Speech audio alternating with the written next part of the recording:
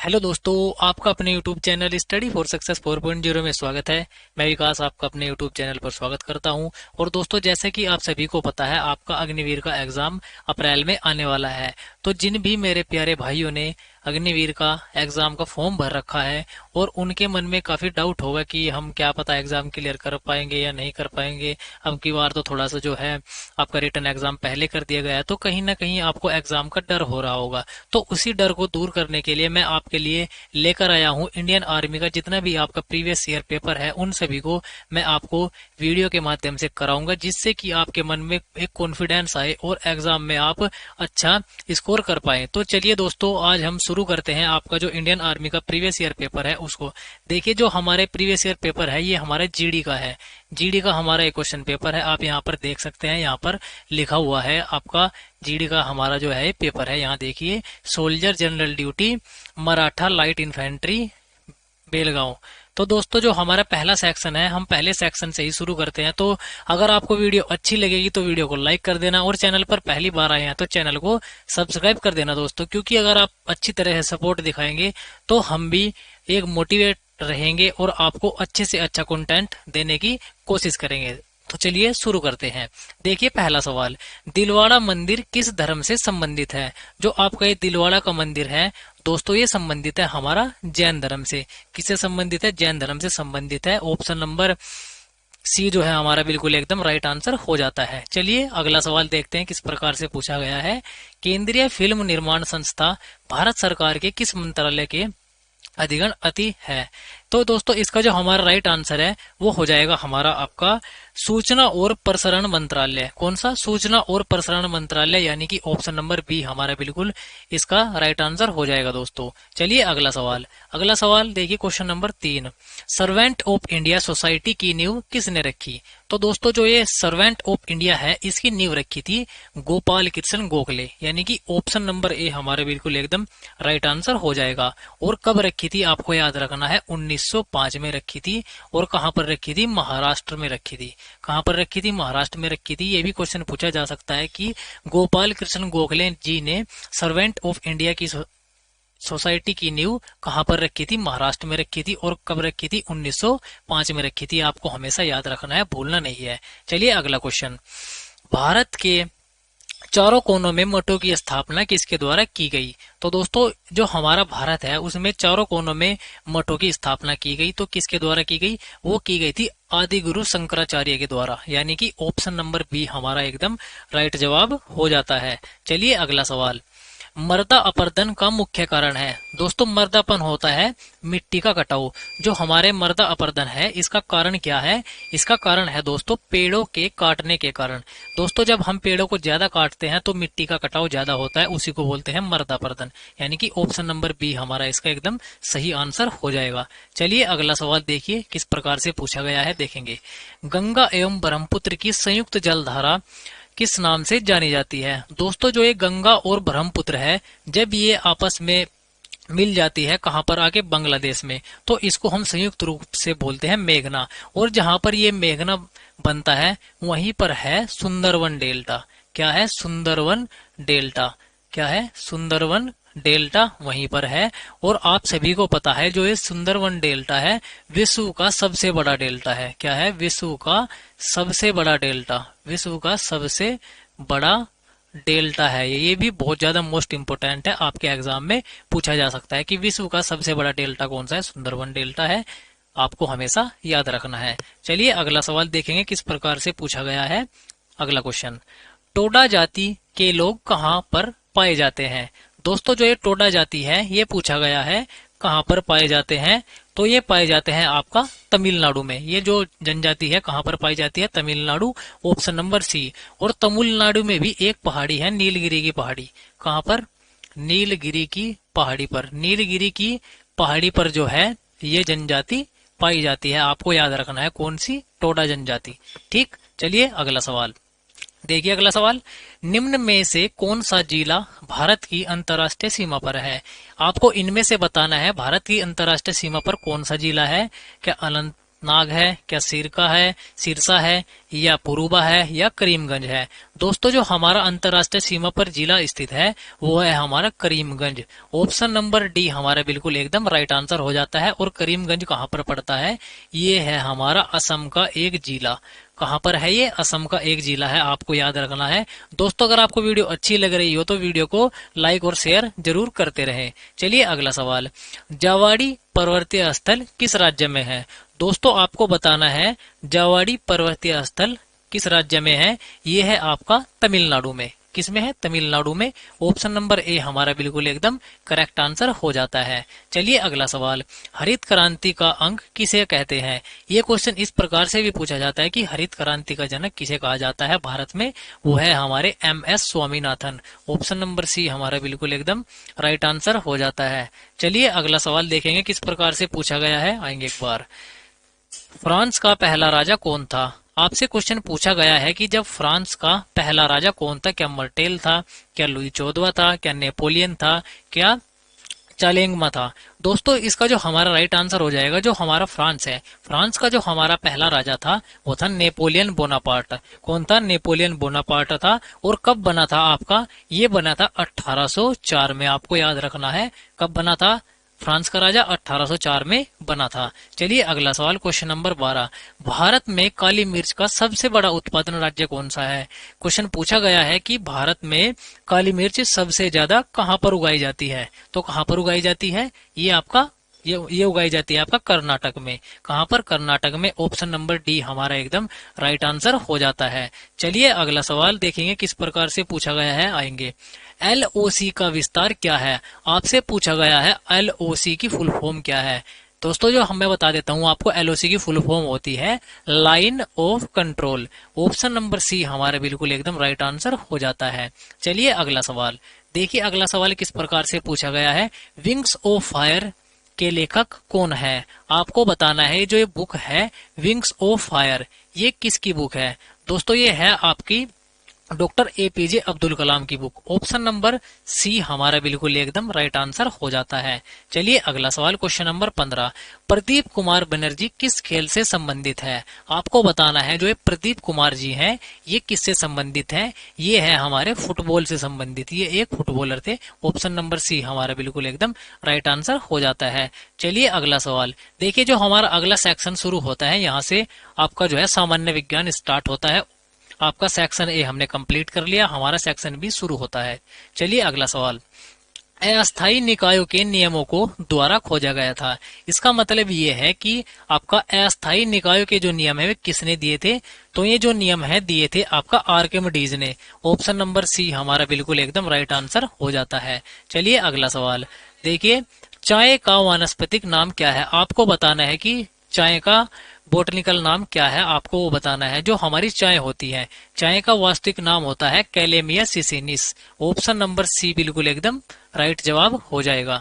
चलिए अगला सवाल देखेंगे, डायलिसिस का प्रयोग के इलाज में किया जाता है। दोस्तों आपको बताना है डायलिसिस जब किसी को हो जाती है तो उसमें किसका कौन सा अंग प्रभावित होता है? तो किसका होता, कौन सा अंग प्रभावित होता है? गुर्दा।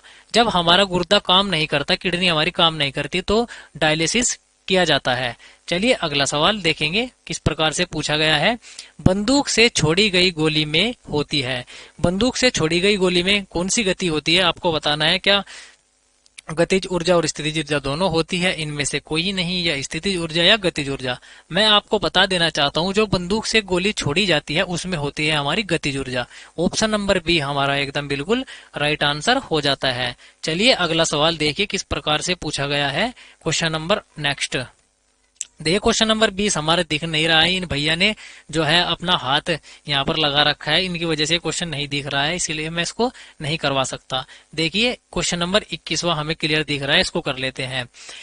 गैल्वेनाइज रबड़ का आविष्कारक किसके द्वारा किया गया था? आपको बताना है कि जो आपकी वैल्केनाइज रबड़ है उसके आविष्कारक कौन थे? दोस्तों जो इसका राइट आंसर हो जाता है वो है Charles Wood air. Option number C हमारा बिल्कुल एकदम राइट आंसर हो जाएगा। चार्ल्स वुड ईयर ने आपका वैल्केनाइज रबड़ का आविष्कार किया था। चलिए अगला सवाल। अगला सवाल देखेंगे, लेंस से बनता है, आपको बताना है कि लेंस किससे बनता है, क्या फ्लिंट ग्लास से बनता है, क्या प्रेक्स ग्लास से बनता है, या कोबाल्ट ग्लास से बनता है, या सामान्य ग्लास से बनता है।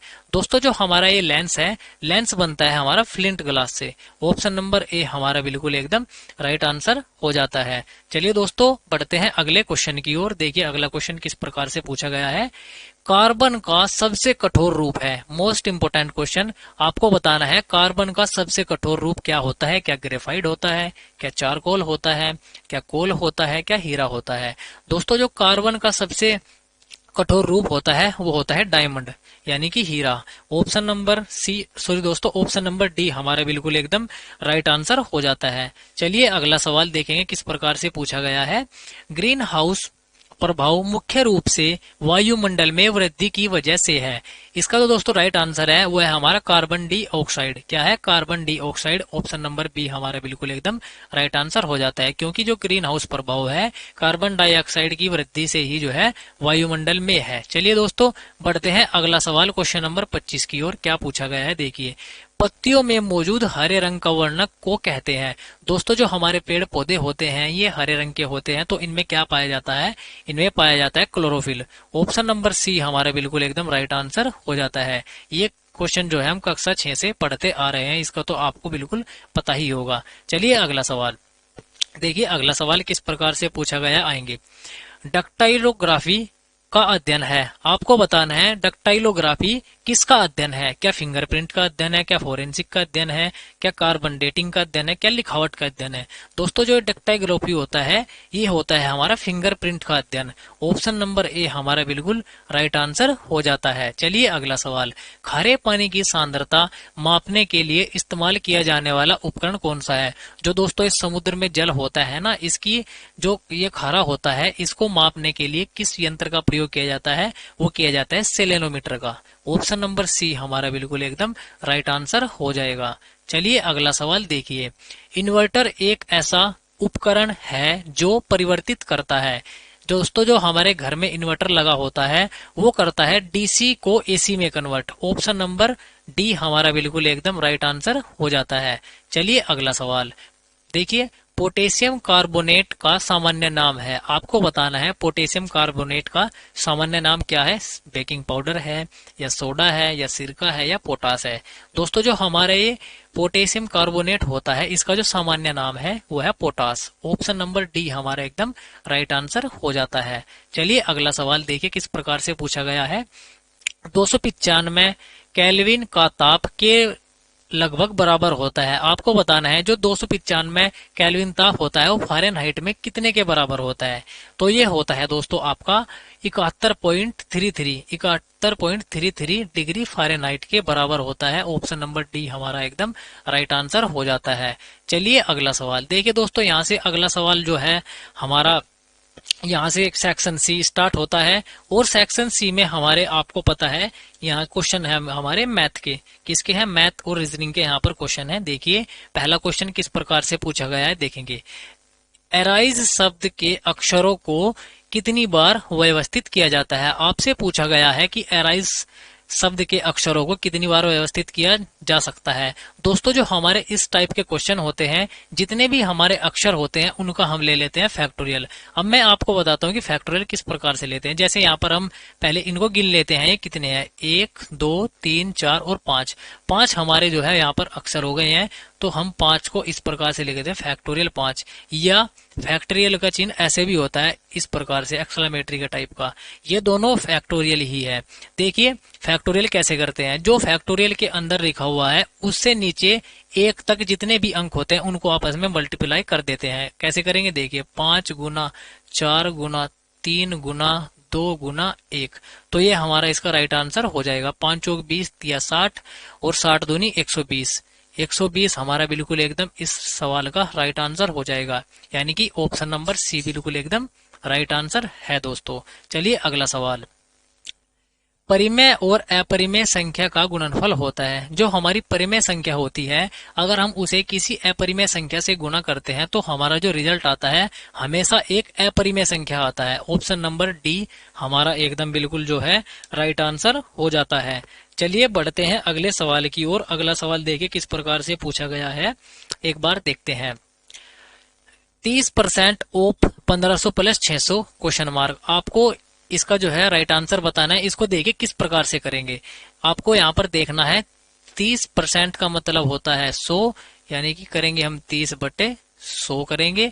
और आगे क्या है हमारा ऑफ, ऑफ का मतलब होता है का, और आगे क्या लिखा हुआ है 1500 प्लस आपका 600। कितना 1500 प्लस 600, 1500 और 600 कितना होता है आपका 2100। तो एक जीरो से एक जीरो बैलेंस होगी, तो यहाँ पर बचा आपका 3/10 इंटू आगे क्या हो गया 2100।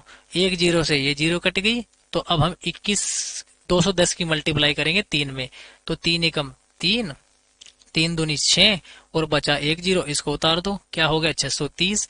630 हमारा बिल्कुल एकदम राइट आंसर हो जाएगा, ऑप्शन नंबर डी। उम्मीद करता हूं आपको क्लियर हो गया होगा।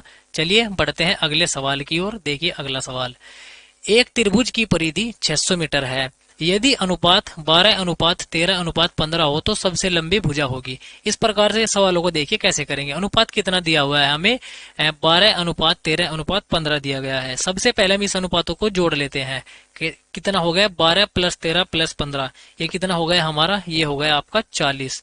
40 पार्ट की वैल्यू किसके बराबर दे रखी है 600 के, किसके 600 के बराबर दे रखी है। और जब हम यहाँ से एक जीरो से एक जीरो बैलेंस कर देंगे, और जब इस 4 से हम काटेंगे 60 को, 15 चौका 60, यहाँ पर आ गया हमारा 15। और हमें बतानी है सबसे बड़ी भुजा, तो इनमें सबसे बड़ी भुजा कौन सी है, देखिए 12, 13 और 15 कौन सी है, 15 है। तो 15 हमारा आया है, और 15 की इसमें मल्टीप्लाई कर देंगे।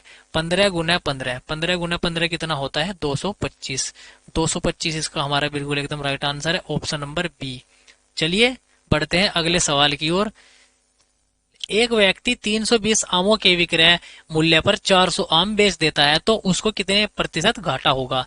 तो यहाँ पर आपको बताना है कितना घाटा होगा उसको, अगर वो 320 का जो है आपका 400 में बेच दे। तो यहाँ पर सीधा सा देखिए आपको कैसे करेंगे। देखिए 320 का कितने में बेच दे 400 में, तो यहाँ से घाटा कितने का हुआ, 400 में से 320 गया कितना 80। और जो हमारा लाभ या हानि प्रतिशत होता है वो होता है हमारा पहले मूल्य पर, यानी कि सीपी पर होता है, किसको हम कॉस्ट प्राइस बोलते हैं। तो कितने पर होगा 320 पर होगा, और हमें निकालना है प्रतिशत, तो 100 से कर देंगे इसको हम मल्टीप्लाई। इस जीरो से ये जीरो बैलेंस हो गई, और जब इससे 8 से काटेंगे 8 चौके 32, कितना 8 चौके 32। और जब इस 4 को काटेंगे इस 100 से, इस 100 को काटेंगे तो यहाँ आएगा 25 चौके 100, यानी कि हमारा ऑप्शन नंबर ए बिल्कुल एकदम राइट आंसर हो जाएगा 25%। देखिए समझ में नहीं आया होगा, मैं आपको यहाँ पर दोबारा से क्लियर कर देता हूँ। जैसे 320 के आम थे, कितने के बेचे 400 रुपए के, तो उसको घाटा कितना हुआ, यहाँ पर देखिए घाटा हुआ उसको 80 का, कितने पर 320 पर, और मल्टीप्लाई कर देंगे इसको 100 से। इस जीरो से ये जीरो कट गई, तो 8 चौके 32, और 4 से इस 100 काटेंगे तो यहाँ पर आएगा 25। उम्मीद है क्लियर हो गया होगा। चलिए दोस्तों बढ़ते हैं अगले सवाल की ओर। अगला सवाल देखिए किस प्रकार से पूछा गया है, आएंगे। 7 लड़कों की आयु का औसत 20 वर्ष है। यदि पहले 6 लड़कों की आयु का औसत 19.5 वर्ष है, तो 7वें लड़के की आयु कितने वर्ष की होगी। दोस्तों आपको इसका जो आंसर है वो बताना है आपको कमेंट में। किसमें बताना है, कमेंट में आपको इसका आंसर बताना है। ये मैंने आपके लिए छोड़ दिया है होमवर्क का क्वेश्चन। चलिए दोस्तों बढ़ते हैं अगले सवाल की ओर। अगला सवाल देखिए किस प्रकार से पूछा गया है, देखते हैं। आपको यहाँ पर एक सीरीज दी गई है, आपको बताना है यहाँ पर कौन सा अंक आएगा। यहाँ पर देखिए 5 है, 25 है, और आपका 125 है। तो आपको बताना है जो आपका 125 है उससे आगे क्या आएगा, आपको यहाँ पर बताना है दोस्तों। चलिए देखेंगे इस प्रकार के सवालों को हम किस प्रकार से करते हैं, देखते हैं। देखिए दोस्तों यहाँ पर जो आपका ये 5 है, 5 का मल्टीप्लाई करेंगे हम 5 में तो कितना आएगा 25। और जब हम इस 25 की मल्टीप्लाई करेंगे इस 5 में, तो क्या हो जाएगा हमारा 125 हो जाएगा। और जब हम 125 की मल्टीप्लाई 5 से करेंगे तो हमारे क्या हो जाएगा 625 हो जाएगा। यानी कि हमारी प्रत्येक सीरीज में 5-5 की मल्टीप्लाई हो रही है, 5-5 की मल्टीप्लाई हो रही है, तो हम भी 5-5 की मल्टीप्लाई करेंगे तो हमारा आंसर आ जाएगा 625। यानी कि ऑप्शन नंबर डी जो है हमारा एकदम बिल्कुल एकदम राइट आंसर हो जाता है। चलिए अगला सवाल देखिए किस प्रकार से पूछा गया है। अगला सवाल, ए और बी एक काम को 10 दिन और 15 दिन में कर सकते हैं। यहाँ पर देखिए ए किसी काम को कितने दिन में करता है 10 दिन में, और बी किसी काम को करता है कितने 15 दिन में। चलिए पढ़ेंगे आगे। यदि ए काम शुरू करे, यहाँ पर कहा है सवाल में ए काम शुरू करे, तो पहले ए काम करेगा, फिर बी काम करेगा, फिर ए काम करेगा, फिर बी काम करेगा। तो इसी प्रकार से ये सर्कल जो है चलता जाएगा। चलिए देखते हैं आगे क्या बोला गया है, देखते हैं। यदि ए काम शुरू करता है और दोनों एक दिन छोड़कर काम करते हैं तो काम कितने दिन में पूरा होगा। चलिए देखते हैं किस प्रकार से होगा। सबसे पहले तो हम करते हैं, जब इसका ए का काम कितना है 10 दिन और बी कितना करता है 15 दिन। सबसे पहले तो हमें टोटल वर्क मानना पड़ेगा। टोटल वर्क क्या होगा, इसका एलसीएम 10 और 15 का एलसीएम कितना होता है 30।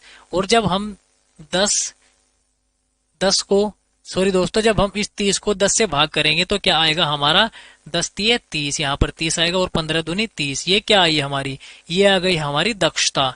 दक्षता यानी कि इफिशियंसी हमारी ये आ गई। अब देखिए हमारे सवाल किस प्रकार से पूछा गया है। पहले ए को काम कराना है और फिर बी को काम कराना है। ए कैसे काम करता है, ए करता है 3 के हिसाब से। ए करता है 3 काम एक दिन में, बी करता है एक दिन में 2 काम, फिर इसी प्रकार से ए करेगा 3 काम, इसी प्रकार से बी करेगा 2 काम, इसी प्रकार से ए करता है 3 और इसी प्रकार से करता है 2। ठीक, तो हमें बताना है कितने दिन में काम खत्म हो जाएगा। हमें बताना है टोटल दिन कितने होंगे जो ये टोटल काम 30 खत्म हो जाएगा अगर ये बारी बारी से काम करे। देखिए 2 दिन का काम देखेंगे। सबसे पहले तो हम 2 दिन का काम देखेंगे कैसे होगा। देखिए जो हमारा ये तो हमारा हो गया 1 दिन, ये तो हो गया हमारा 1 दिन, 1 दिन इसने करा बी ने, तो हमारा 2 दिन का काम कितना होगा। 2 दिन का काम कितना हो जाएगा हमारा 3 और 2 5, कितना हो जाएगा 5 काम। 2 दिन का काम हो जाएगा हमारा 5, और काम करना कितना है हमें 6, सॉरी दोस्तों काम करना है हमें 30। तो 5 का कितने गुना है, ये है 5 का 6 गुना, तो 5 6 की 30। ये तो हो गया हमारा 30 काम कंप्लीट। जब हमने इधर 6 से मल्टीप्लाई किया है तो इधर भी हम 6 से ही मल्टीप्लाई कर देंगे। मल्टीप्लाई 6 6 दूनी 12, 12 दिन। देखिए हमें यही बताना था कि काम कितने दिन में पूरा होगा, 12 दिन में पूरा हो जाएगा। जो हमारा ऑप्शन नंबर बी है एकदम राइट आंसर हो जाएगा। चलिए दोस्तों एक बार और देख लेते हैं इसको। सबसे पहले तो आपको ए और बी का इफिशियंसी निकालनी है, और उसके पहले हमें अपना टोटल काम मानना है। और पहले ए शुरू करता है काम, फिर बी शुरू करता है, फिर ए करता है, फिर बी करता है। इसी प्रकार से सर्कल वाइज बारी बारी से काम चलता रहता है। और एक दिन का काम जो है ए का 3 है, एक बी का 2 है। और जब ये दोनों 2 दिन का काम करेंगे, 2 दिन का काम 3 और 2 5 हो जाएगा। काम हमें 30 करना है। और जब हम काम को 30 करेंगे तो हमें 5 से मल्टीप्लाई करनी पड़ेगी, 6 से मल्टीप्लाई करनी पड़ेगी सॉरी, और 6 से जब हम मल्टीप्लाई करते हैं तो हो जाता है यहाँ पर 30। और इसी प्रकार से हमें इस 2 को भी 6 से मल्टीप्लाई करना पड़ेगा, तो यहाँ पर आ जाएगा 6 दूने 12। ऑप्शन नंबर बी हमारा बिल्कुल एकदम राइट आंसर हो जाएगा। उम्मीद करता हूँ आप सभी को क्लियर हो गया होगा। चलिए देखिए अगला सवाल।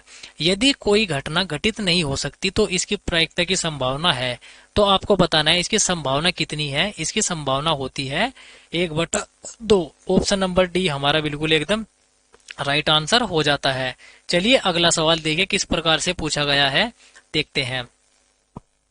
2 संख्याओं का अंतर 2 है, उनके वर्ग का अंतर 28 है तथा उनका योग ज्ञात करना। तो आपको यहाँ पर देखिए बताना है, आपको यहाँ पर 2 संख्याएं दे रखी है जिनका अंतर आपको दोस्तों दे रखा है आपका 2।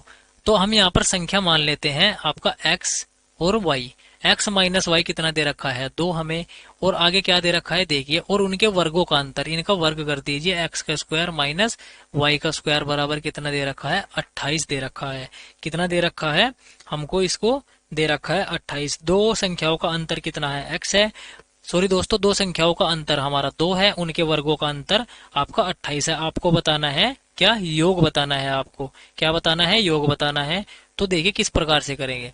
देखिए इसका एक फॉर्मूला होता है, ये होता है आपने पहले भी पढ़ा होगा, ये है आपका x का स्क्वायर एक्स का स्क्वायर माइनस वाई का स्क्वायर। ये फॉर्मूला कैसे होता है देखिए, एक में तो हो जाएगा आपका plus X, X plus Y और आपका एक्स माइनस वाई। क्या है, X plus Y, X minus Y. X minus Y की जगह एक्स माइनस वाई रख दीजिए। यहाँ पर आ जाएगा आपका टू, क्या आ जाएगा, टू आ जाएगा। और यहाँ पर आप मान लीजिए इसको क्या, इसको मान लीजिए आप 28, इसको मान लीजिए 28 और इसको मान लेते हैं हम x। क्या हो गया, तो 2x बराबर 28 क्या हो गया, 2x बराबर आपका हो गया 28। जब हम 2 से इसको काटेंगे तो यहाँ पर आएगा 14, तो x बराबर होता है हमारा 14। ऑप्शन नंबर बी हमारा एकदम बिल्कुल एकदम राइट आंसर हो जाता है। जो हमारा इनका संख्याओं का योग होगा वो आएगा हमारा 14। क्या आएगा, 14 आएगा। चलिए दोस्तों बढ़ते हैं अगले सवाल की ओर। अगला सवाल देखिए किस प्रकार से पूछा गया है। एक बल्लेबाज 12वीं पारी में 63 रन बनाता है, जिसके कारण उसका औसत 2 रन बढ़ जाता है। 12वीं पारी के बाद नया औसत ज्ञात करो। देखिए किस प्रकार से करेंगे इस प्रकार के सवालों को। देखिए 12वीं पारी में 63 रन बनाता है, तो 11वीं पारी में उसने जो है कुछ रन बनाए होंगे किसी एवरेज से। ठीक, इसके करेंगे 11 गुना 1 और आपका कितने रन बनाए उसने, 63। 11 गुना 1 प्लस 63, ये हो गया हमारा टोटल एवरेज। और बराबर क्या हो जाएगा हमारा, हमें बताना है 12वीं पारी के बाद उसका औसत कितना हो जाएगा। हमें क्या बताना है 12वीं पारी के बाद, तो क्या हो जाएगा 12 प्लस ए प्लस क्या बताना है इसको हमारा 2 रन। कितना बढ़ गया, 2 रन बढ़ गया हमारा। ठीक है, देखिए आपका देखिए 12वीं पारी में 63 रन बनाता है, यानी उसने 11वीं पारी में किसी औसत से रन बनाए होंगे, तो उसके रन टोटल कितने हो गए, 63 हो गए। ये हमारा टोटल एवरेज हो गया। इसी प्रकार से हमें 12वीं पारी में उसने कुछ औसत बनाया होगा, तो कितने रन बढ़ गया, देखिए 2 रन बढ़ गया उसका औसत, तो 2 हमने इसमें ऐड कर दिया। देखिए आगे कैसे करेंगे इसको, देखिए 11A हो गया यहाँ पर, तो जब 11 की मल्टीप्लाई करेंगे ए में 11A प्लस 63 बराबर यहाँ पर हो जाएगा 12A कम 12A, 12A प्लस जब हम करते हैं 12 दूने 24, कितना 12 दूने 24। जब 11A में से सॉरी दोस्तों 12A में से 11A गया तो कितना बचेगा A, तो A बराबर कितना बच जाएगा हमारा, यहाँ पर हमारा बच जाएगा आपका A बराबर 39। कितना बच जाएगा 39। जब हम 63 में से 24 घटाएंगे तो हमारा बच जाएगा A बराबर 39, यानी कि ऑप्शन नंबर डी हमारा बिल्कुल एकदम राइट आंसर हो जाता है। चलिए अगला सवाल देखिए, 589 मिलीग्राम को ग्राम में बदलिए। आप सभी को पता है 1 ग्राम बराबर किसका होता है, कितना होता है, 1000 मिलीग्राम होता है। कितना होता है, 1000 मिलीग्राम होता है। तो यहाँ पर करेंगे हम 589 बटे 1000 से हम इसको भाग कर देंगे, ये हमारा बन जाएगा मिलीग्राम में। देखिए 3 अंक है ना, ये यहाँ पर 3 है, ये 1000। जब हमारा यहाँ पर 3 जीरो है तो ऊपर 3 अंक बाद दशमलव आएगी, 1 2 3, यानी कि 1.589, 1.589 ऑप्शन नंबर सी हमारा बिल्कुल एकदम राइट आंसर हो जाता है। चलिए दोस्तों बढ़ते हैं अगले सवाल की ओर। देखिए अगला सवाल किस प्रकार से पूछा गया है, देखते हैं। आप यहाँ पर देखिए 31 7 25 आपका 13 19 19 13, ये आपको सीरीज दी गई है। आपको बताना है कि 13 से आगे यहाँ पर क्या आएगा, सेम सीरीज है। तो हम इसे देखिए किस प्रकार से करेंगे, यहाँ पर क्या लॉजिक लगा हुआ है। यहाँ पर लॉजिक आपका जो है लगा हुआ है सम और विषम का। क्या लगा हुआ है, सम और विषम का लगा हुआ है। सम और विषम में देखिए यहाँ पर 25 और 19 कितने का अंतर है, 6 का अंतर है। ठीक, 6 का अंतर है, तो हमारा यहाँ पर भी 19 प्लस 6 हो जाएगा, इसमें भी हमारा 6 का ही अंतर होगा। तो 19 प्लस 6 कितना होता है, 19 प्लस 6 होता है 25। कितना होता है 25, ऑप्शन नंबर ए हमारा बिल्कुल एकदम राइट आंसर हो जाएगा। चलिए दोस्तों बढ़ते हैं अगले सवाल की ओर। देखिए अगला सवाल किस प्रकार से पूछा गया है।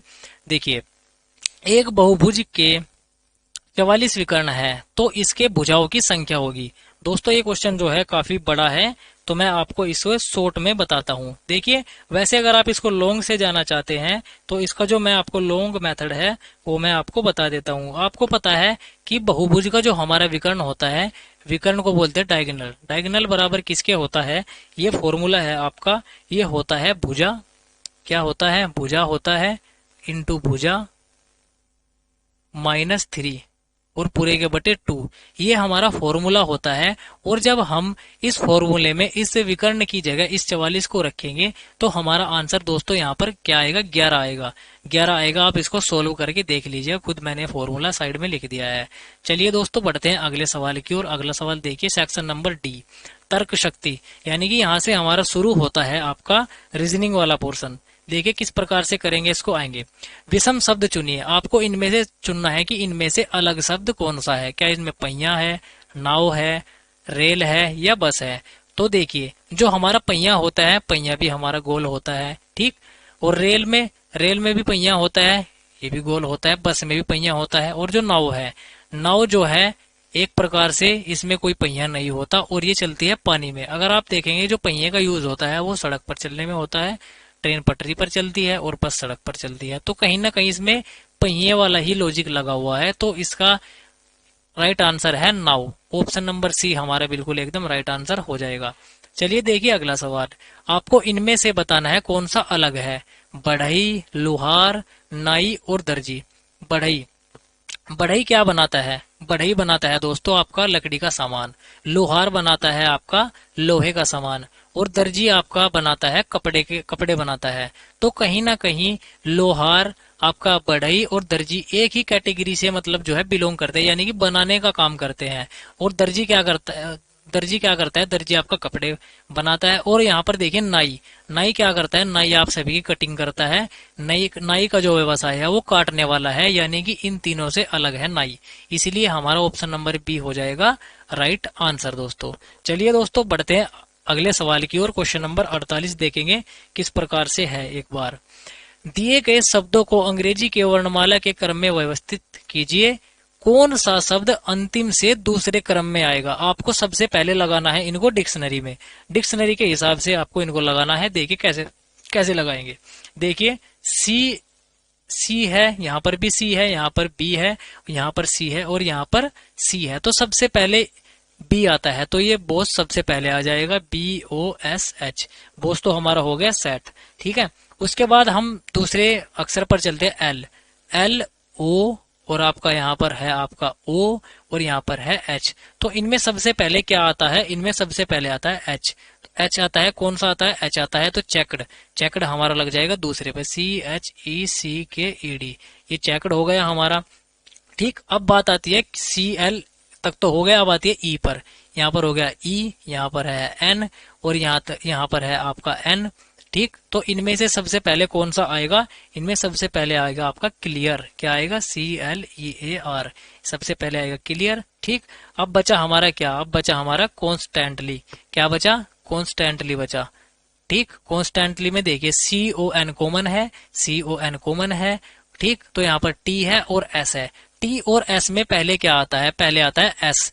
तो S वाला कौन सा है, कॉन्स्टेंटली, क्या है, CONSTANTLY, कॉन्स्टेंटली है। और बचा क्या हमारा, कॉन्ट्रैक्ट। क्या बचा हमारा, ये बचा कॉन्सेट, CONTRAST, ये बचा हमारा कॉन्टेस्ट। कॉन्टेस्ट हमारा सबसे लास्ट में बन जाएगा। क्वेश्चन में पूछा गया है, देखिए अंतिम से दूसरा, अंतिम से दूसरा कौन सा है, ये तो हमारा अंतिम हो गया। दूसरा हमारा कॉन्स्टेंटली, कौन सा है दूसरा, कॉन्स्टेंटली है। यानी कि ऑप्शन नंबर बी हमारा एकदम बिल्कुल राइट आंसर हो जाता है। देखिए आपको करना क्या है, सबसे पहले आपको अंग्रेजी के वर्णमाला के हिसाब से इनको लगाना है। जो अक्षर पहले आता है उसको पहले रखना है, जो बाद में आता है उसको बाद में रखना है। करना यही है, इससे ज्यादा आपको कुछ नहीं करना है।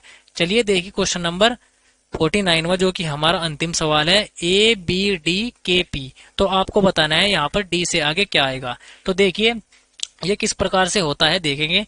यहाँ पर है आपका A, आपका B और आपका D, डॉट डॉट K और P। देखिए A का जो हमारा नंबर होता है 1, B होता है 2 पर, ठीक। और जो है हमारा D होता है 4 पर और K होता है आपका 12 पर और P होता है 16 पर। देखिए 1 और 2 के बीच कितने का अंतर है, +1 का, ठीक है, +1 का अंतर है, ठीक। और जब हम 2 और 4 में कितना है, +2 हो रहा है। और यहाँ पर देखिए सीरीज बनी है 1 2, तो इसके सामने आ जाएगा आपका, इसमें जुड़ेगा आपका 3, कितना जुड़ेगा, 3 जुड़ेगा। यहाँ पर देखिए यहाँ पर हो गया 1 + 2, ठीक। और जब हम इसमें 4 + 3 जोड़ेंगे तो यहाँ पर कितना आ जाएगा, 7। क्या हो जाएगा, 7 आ जाएगा। तो 7 किस पर होता है? 7 होता है हमारे जी पर। 7 होता है हमारा जी, जी होता है 7। ऑप्शन नंबर ए हमारा बिल्कुल एकदम राइट आंसर हो जाएगा। देखिए किस प्रकार से हो रहा है ये, मैंने आपको इसका थोड़ा सा एक्सप्लेन नहीं किया। देखिए ए बी डी के पी, ए होता है 1 नंबर पे, बी होता है 2 नंबर पे, डी होता है 4 नंबर पे, ठीक। और 1 और 2 के बीच कितने का गैप है? +1 हो रहा है। 2 और 4 में +2 हो रहा है, यानी कि हमारी एक सीरीज बन गई है। 1 + 2 और आगे प्लस होगा हमारा 3, किसमें? 4 में। 4 + 3 कितना होता है? 7। और 7 होता है हमारा जी, जी होता है 7। तो दोस्तों ये था हमारा अग्निवीर का जो आपका पेपर था। दोस्तों अगर आपको वीडियो अच्छी लगी हो तो वीडियो को लाइक कर देना, और चैनल पर पहली बार आए हैं तो चैनल को सब्सक्राइब कर देना। और दोस्तों जितने भी भाई अग्निवीर की तैयारी कर रहे हैं उन सभी तक ये वीडियो पहुंचाइए, ताकि उनको भी इस वीडियो का लाभ मिल सके। चलिए दोस्तों मिलते हैं अब किसी और एनालिसिस में, तब तक के लिए जय हिंद दोस्तों।